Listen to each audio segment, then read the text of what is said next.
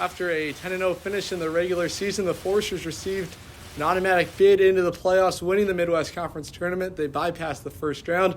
The Foresters will meet with Bethel University in round 2 of the NCAA tournament. I'm Adam Plager alongside the head coach of the Foresters, Jim Catanzaro. Your group coming off the bye week, how important was that for this group to get fully healthy and allow the athletic training staff to work with the group?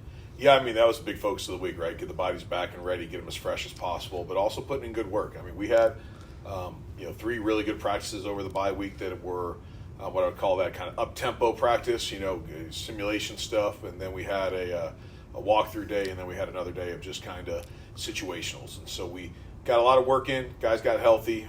Super excited for this upcoming week to get ready for our playoff game. And, now that we know who the opponent is, it brings a little bit of a new focus to it.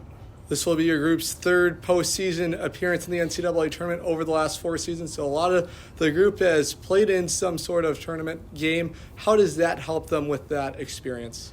Yeah, I think there's no they know the intensity is going to be the game. We don't have to sell that to them. They know it's going to be a tough football game. I think the travel piece, they're used to that now. This will actually be the second time in the last 4 years we've gone to Minnesota for a playoff game. So I think that they kind of understand what goes along with that. They're pretty excited about, being together for that amount of time. And, we just have to, keep our guys focused in the prep because it has been, 2 weeks since we played a game before we get out there on Saturday. Your group was quite dominant in Midwest Conference play, but now your group will step out of the conference, obviously, to go into the NCAA tournament. It will be a MIAC opponent. What challenges does that present heading into non-conference action? Yeah, I think the biggest thing is that the team we're playing is super talented. They've got really good football players, really good program, traditionally a top 15 team in the country, up in that level this year as well. And so, they're a team that we, have a ton of respect for. Got a chance to watch them play on Saturday versus Co. I thought that there was some things that they do really, really well that we had to be prepared for. I think they've got maybe some unique knowledge about us as their offensive coordinator played in the Midwest Conference, and so they know a little bit about us.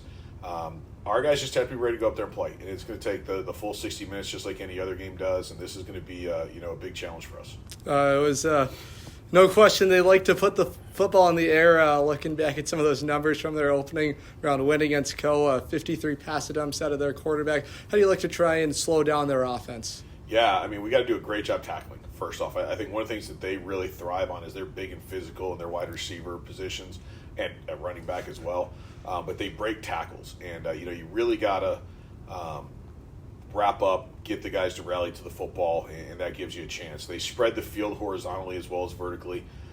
They've got big, strong wide receivers. Joey Kadir is a multi-time All-American. I think he's got 1,700 yards receiving this year.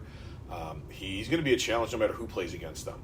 And so we've got to do a good job identifying him. But if you put all your attention on him, you're going to get really beat up by their other wide receivers who are also a 1,000-yard receiver and doing things like that. So I think that there's just, from a defensive perspective, the fact that we're getting a little bit healthier and getting guys a little bit more fresh in the legs, hopefully that helps us a little bit.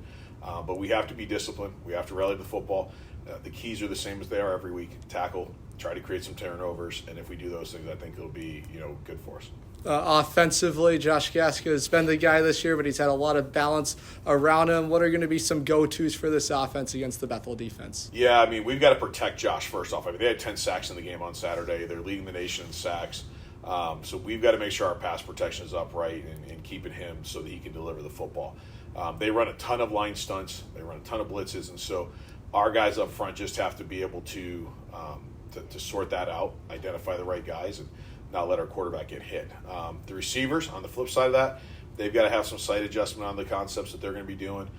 If they see a guy rolling hard to the skiff, what they need to do, if the guy stays in buzz technique on the inside, they've got to be prepared for that. And so we've been spending a little bit of time already working on those things, and we need to just keep working on those little detailed aspects and communicating. If we can communicate, I think we've got a really good chance. If we don't communicate, there's a chance for guys to get cut free. And this is not the type of defensive front you want to cut free on your quarterback. One last question for you. Talk about that excitement level for the group heading into this week as well as getting to go into the tournament. Yeah, the nice part is it's not the new excitement, right? It's not the, oh, look, we finally made the playoffs, or we want to, that's not the excitement piece right now. The excitement piece is we're going into the second round. We've got a team that is really good that we're going to play. Our guys are excited about that challenge. We're a really good football team. We want to prove that we're a good football team, and so I think that desire to do that is really strong. And then there's a cool part that we get to have, Thanksgiving dinner together, and that is something that institutionally we've never had the chance to do, and I think our guys are, they're pretty excited about the fact they're going to sit around and eat some turkey and gravy with each other and be around each other instead of going home and watching Division III teams play football this weekend. They're going to have a chance to be one of those teams that's getting watched by a number of different people in the country on ESPN. So, I mean, that to me is really exciting for them. I hear the energy and the talk that this is one of those situations where, like, they've learned a lot of lessons, and going to playing St. John's and going to play North Central. Those guys that are seniors and super seniors and juniors, they've had those experiences, and they're bringing those experiences with them this year. Whereas when we went to those games the first time, we were creating those experiences, and now there's something hopefully we can draw upon to really be in a better position on Saturday. All right, Forester fans, that will wrap up episode 13 of the Coaches Show. The Foresters preparing to take on Bethel University in round 2 of the NCAA tournament up in St. Paul, Minnesota. Once again, that will wrap up the Coaches Show with the head coach of the Foresters, Jim Catanzaro.